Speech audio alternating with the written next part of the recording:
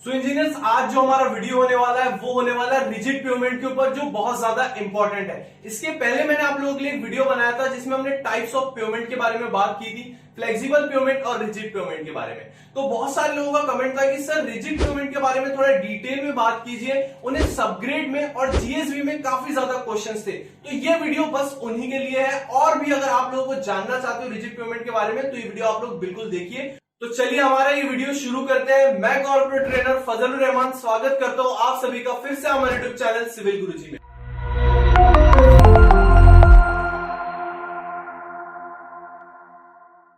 तो इंजीनियर्स, आज हम बात करने वाले हैं रिजिड पेमेंट के बारे में। जैसे आप लोग देख रहे हो, रिजिड पेमेंट की जो लेयर्स है, सबसे बॉटम वाली लेयर है हमारी सबग्रेड। उसके बाद हमारी जो लेयर आ रही है वो है सब बेस, जिसमें यूज किया जाता है जीएसबी।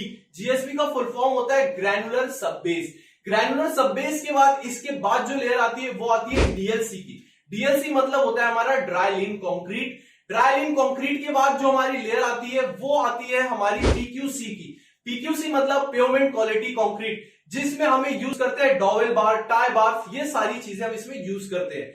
अब हम आगे बढ़ते हैं और एक एक लेयर के बारे में जो है हम वो स्पेसिफिक आगे में बात करेंगे। सबसे पहले हम बात करते हैं हमारी सबग्रेड की। तो जैसे आप लोग देख रहे हो, the soil subgrade of a rigid pavement consist of natural और selected soil from aided borrow pits fulfilling the specified requirements. इसका मतलब क्या होता है वो मैं आप लोगों को थोड़ा डिटेल में समझाता हूं कि जो नेचुरल हमारी सॉइल है उसे हम लोग यूज कर सकते हैं, लेकिन कैसे वो समझिए। कटिंग करने के बाद उसी को हम लोग फिलिंग नहीं करेंगे, हम उसका पहले चेकिंग होगी तब यूज कर सकते हैं, वरना नहीं करते उसकी चेकिंग। तो इसकी जो हमारी डेफिनेशन है इसे थोड़ा डिटेल में समझते हैं। जैसे आप लोगों ने देखा नेचुरल और सिलेक्टेड। नेचुरल मतलब क्या? नेचुरल मतलब कि जो ओजीएल है हमारा ओरिजिनल ग्राउंड लेवल, वो तो हमारा सबग्रेड का काम कर सकता है अगर वो एक अच्छा कॉम्पैक्टेड जगह हो तो, और उसी के साथ साथ उसकी सॉइल बेरिंग कैपेसिटी ज्यादा हो, उसका सीबीआर वैल्यू जो है वो 5% से ज्यादा हो तो उसे यूज कर सकते हैं। नहीं तो हमें बोरो करके जो है वो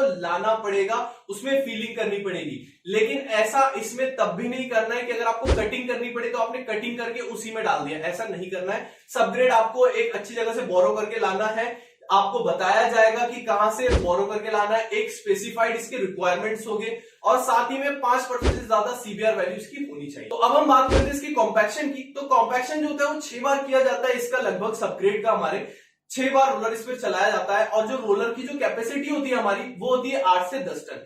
तो इसे पास किया जाता है हमारे रोलर से। जो रोलर होता है हमारा, उसकी कैपेसिटी मैंने आप लोगों को बता दी 8 से 10 टन। पहले 2 बार उसे प्लेन रोलर से उसे कॉम्पैक्ट किया जाता है, और उसके बाद 4 बार हमारे वाइब्रेटिंग जो रोलर होता है उससे उसे कॉम्पैक्ट किया जाता है। इस प्रोसीजर से, इस मेथड से हम लोग सफिशिएंट कॉम्पैक्शन को अचीव कर लेते हैं। लेकिन साइट के ऊपर प्रोसीजर बदलते हैं, एज पर साइट कंडीशन इसे चेंज किया जा सकता है, क्योंकि सॉइल के टाइप अलग अलग होते हैं। अब हम बात करेंगे इसके बाद टॉलरेंस की। तो टॉलरेंस क्या होता है, सबसे पहले उसे हम समझते हैं। टॉलरेंस इन सबग्रेड, जैसे आप लोग देख रहे हो कि 20 mm, तो ये क्या है उसे थोड़ा डिटेल में हल्का सा समझते हैं। कि सबसे पहले तो ये जान लीजिए कि जो हमारा सबग्रेड होती है उसकी थिकनेस, जैसे आप लोग देख रहे हो 500 mm होती है। तो 500 mm की समझ लीजिए, आपको कहा गया था आपकी ड्राइंग में 500 mm की थिकनेस आपको लगानी है। लेकिन जब आपने चेक किया ऑटो लेवल की मदद से तो आपने देखा कि ये 530 हो गया है, मतलब थोड़ी लेयर बढ़ गई है, 530 mm, 30 mm बढ़ गई, तो ये नहीं चलेगा। लेकिन अगर 520 mm हो गई है तो वो चलेगा, क्योंकि इसका टॉलरेंस 20 mm है। और अगर 480 mm भी हो गई तो चलेगा, लेकिन 480 mm से कम हो गई तो नहीं चलेगा, क्योंकि इसका टॉलरेंस है, इसकी सहनशीलता है कि ये बस इतना ही सहेगा, इससे आगे नहीं सहेगा, हमारा आईआरसी ऐसा कहता है। इसके बाद मैंने आप लोगों को बता दिया कि इसकी जो लेयर होती है वो 500 mm की होती है। इसके बाद हम बात करेंगे एमडीडी की, जो आईएस कोड 2720 पार्ट 8 ने कहा है कि 95% होनी चाहिए। अब हम इसके बाद बात करेंगे, हमने सबग्रेड के बारे में डिटेल समझ ली, और इसके बाद हम बात करने वाले हैं जीएसबी की। तो जीएसबी क्या होता है? जीएसबी होता है हमारा एक तरीके से क्रस्ट स्टोन एग्रीगेट, जो प्रिपेयर किया जाता है ग्रैनुलर सबबेस कोर्स में। ग्रैनुलर सबबेस मतलब कि इसमें पूरे तरीके से एग्रीगेट्स होते हैं, और ये हाई परमेबिलिटी के होते हैं, क्योंकि एग्रीगेट है तो इनकी स्ट्रेंथ ज्यादा है, और एक बहुत अच्छी ड्रेनेज जो है ये लोग हमें प्रोवाइड करते हैं जीएसबी में। तो इसलिए ड्रेनेज लेयर भी कहा जाता है हमारे जीएसबी लेयर को। और अगर मैं इसके पार्टिकल साइज की बात करता हूं तो इसका जो पार्टिकल साइज होता है वो होता है 75 mm है। लेकिन आप लोग मॉर्थ का ये जो टेबल देख रहे हो इसमें आप लोग देख रहे होंगे कि 75 mm से ये पास कितना हो जा रहा है, 100% हो जा रहा है। मतलब कि सीव है 75 mm की, उसमें से आपने एग्रीगेट डाले वो पूरे पास हो गए। मतलब कि सारे के सारे एग्रीगेट जो है वो 75 mm से छोटे हैं। लेकिन जैसे आप लोग उससे नीचे वाले में देखोगे तो 53 mm की जो सीव है उसमें से कितना पास हो रहा है, 80 से 100%। मतलब कि 53 mm का जो साइज है उस सीव में से मैं जब मटेरियल डाल रहा हूं तो पास हो रहा है 80 से 100%। तो ये है हमारा लगभग कम्युलेटिव जो पार्टिकल साइज 53 mm। लेकिन बहुत जगह पर 75 mm दिया जाता है तो ये भी गलत नहीं है। अब हम बात करते हैं थिकनेस ऑफ लेयर की, जो है हमारा 150 mm। 150 mm की लेयर जो है ये मैक्सिमम जगहों पर यूज किया जाता है, लेकिन जरूरी नहीं है, ये चेंज हो सकता है क्योंकि अलग अलग जगहों के ऊपर जो हमारी साइट होती है उनकी कंडीशन के हिसाब से ये चेंज होता है। अब हम बात करेंगे टॉलरेंस की। तो जो हमारा टॉलरेंस होता है जीएसबी का वो होता है 6 mm का।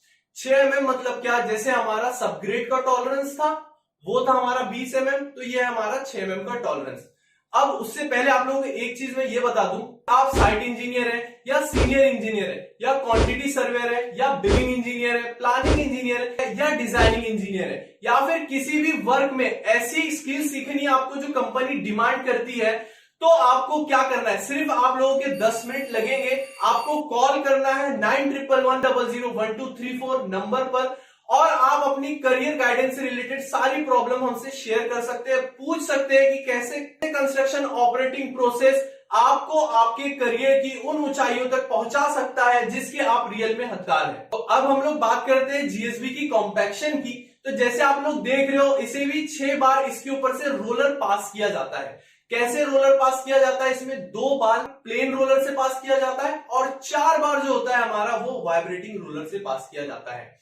अब हम देखते हैं इसका पैटर्न थोड़ा आप लोगों को अजीब लग रहा होगा, लेकिन मैं आप लोगों को एक एक्सप्लेन करूंगा कि 1P + 2LV + 2HV + 1P ये क्या है, इसे समझिए। ये जो है हमारा, ये है सबसे पहले 1P मतलब एक बार जो है हम लोग प्लेन रोलर से कॉम्पैक्शन करेंगे, दूसरी बार हम लोग वाइब्रेटिंग रोलर से करेंगे। लेकिन 2LV लिखा है तो क्या है, लो वाइब्रेटिंग रोलर से हम लोग 2 बार कॉम्पैक्शन मतलब 2 बार रोलर चलाएंगे।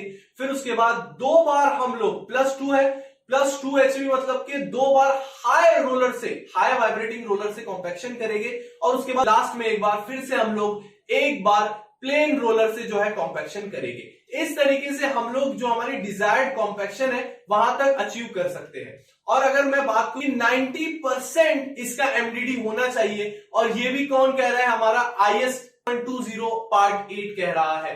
तो इंजीनियर्स अगर इसके बाद की लेयर आप लोगों को डीएलसी के बारे में समझना है जो होता है ड्राइविंग कंक्रीट, उसके बाद पेवमेंट क्वालिटी कंक्रीट के बारे में समझना है, तो मुझे कमेंट सेक्शन में आप लोग जरूर बताइए कि आप लोग चाहते हो कि इसके ऊपर मैं वीडियो आप लोगों के लिए लेके आऊं। तो अब हम बात करते हैं डीएलसी की और पीक्यूसी की। तो इसके ऊपर अगर आप लोगों को वीडियो चाहिए, इसके ऊपर अगर आप लोगों को इसी तरह का लेक्चर चाहिए तो मुझे कमेंट सेक्शन में जरूर बताइए और इसके ऊपर मैं जल्द से जल्द आप लोगों के लिए वीडियो लाऊंगा। सो इंजीनियर्स, ये था हमारा वीडियो रिजिड पेवमेंट की 2 लेयर्स के ऊपर, जो है हमारा सबग्रेड और जीएसबी, जो कि बहुत ज्यादा इंपॉर्टेंट थी। और भी ऐसे इंफॉर्मेटिव वीडियोस मैं आप लोगों के लिए लाता रहूंगा जिससे आप लोगों की लर्निंग बढ़े। और इसी जोश और जुनून के साथ हम लोग नेक्स्ट वीडियो में मिलेंगे।